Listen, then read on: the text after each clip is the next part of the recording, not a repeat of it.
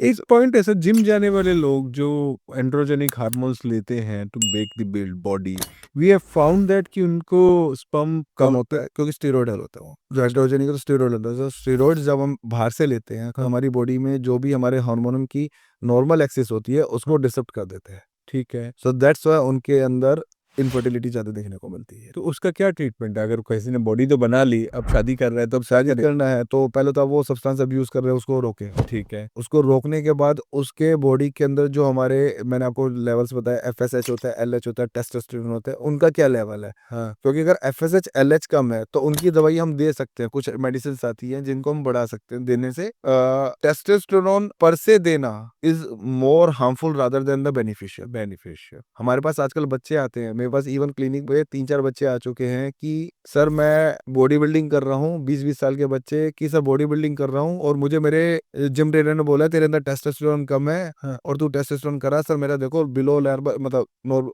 Normal की low level पे आ चुका है, तो सर मेरे को टेस्टो रिप्लेसमेंट थेरेपी चाहिए, तो आप इंजेक्शन लगा दीजिए। एंड आई उसको मैंने बहुत समझाया कि बेटा ये नहीं होता ऐसा और आप अपनी बॉडी के साथ खिलवाड़ करोगे और मत लगवाओ। But still he is not convince कि नहीं सर मेरी बॉडी नहीं बन रही है, मैं इतना वेट उठाता हूँ उसके बाद भी मेरा मसल मास नहीं आ रहा है। उनको ये समझाना कि टेस्टोस्टेरोन बाहर से देना इज मोर हार्मफुल। हम किसी को अगर टेस्टोस्टेरोन रिप्लेसमेंट थेरेपी देते भी है किसी पेशेंट को, तो rather than giving the testosterone, जो ऐसे सब्सटेंस जो एलएचएफएसएच को बढ़ाए, हाँ। जो हमारी टेस्टिस पे जाके काम करे हाँ। और टेस्टोस्टेरोन हमारे इंजीनियस अंदर से बढ़े, तो वो ट्रीटमेंट दिया जाता है rather than giving the testosterone replacement therapy. Basement therapy. तो अभी जो मतलब इन इन इन लोगों को जिनका जिम जाके एंड्रोजेनिक हार्मोन्स लेने के बाद हुआ है, तो उनका अगर बाकी चीजें ठीक हो जाती हैं, बाकी चीजें ठीक हो जाती है तो वो ठीक भी हो जाता है, ठीक। रिवर्सिबल हो जाता है। जिसमें इरिवर्सिबल इफेक्ट आ गया तो कितना इफेक्ट आया, टेस्टिस का अल्ट्रासाउंड होता है, बायोप्सी हुई, टीसा हुई, तो वो चीजें देखी जाती है सर। वो देखिए सर, एक लास्ट क्वेश्चन, बॉडी बिल्डर, अब हम लोगों ने तो बॉडी नहीं बनाई ना, हम तो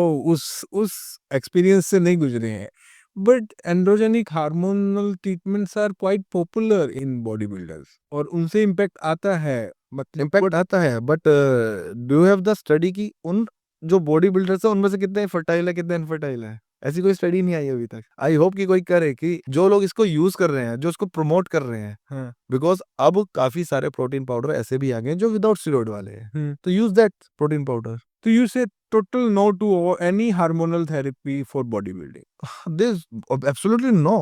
हार्मोनल चेंजेस जो होते हैं बहुत बड़ा वाइट स्टार्टिंग में अच्छा लगता है, पर वो एट द लॉन्ग एंड अगर आप हार्मोन से छेड़छाड़ करोगे, बॉडी की नॉर्मल एक्सिस को आप डिस्टर्ब करोगे, तो वो काफी लॉन्ग टर्म इफेक्ट डाल के जाएगा बॉडी में। Thin and lean healthy man is better than the body builder unhealthy man. Thank you sir.